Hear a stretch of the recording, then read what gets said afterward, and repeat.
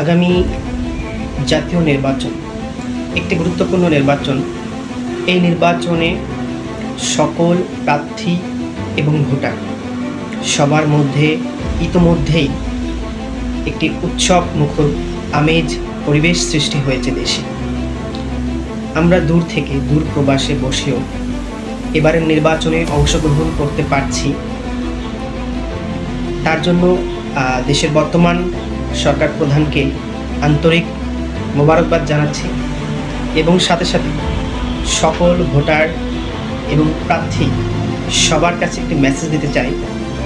এবারের জাতীয় নির্বাচনের সকল ভোটারদের একটাই লক্ষ্য হওয়া উচিত, এমন একজন ব্যক্তিকে আমরা নির্বাচিত করব আমাদের গুরুত্বপূর্ণ ভোটের মাধ্যমে, যে ব্যক্তি সর্বক্ষণ ব্যক্তি স্বার্থ ভুলে দেশের স্বার্থে কাজ করবে, দেশের মেহনতি মানুষ সার্বিক পরিস্থিতি নিয়ে সর্বক্ষণ নিবেদিত প্রাণ হয়ে থাকবে।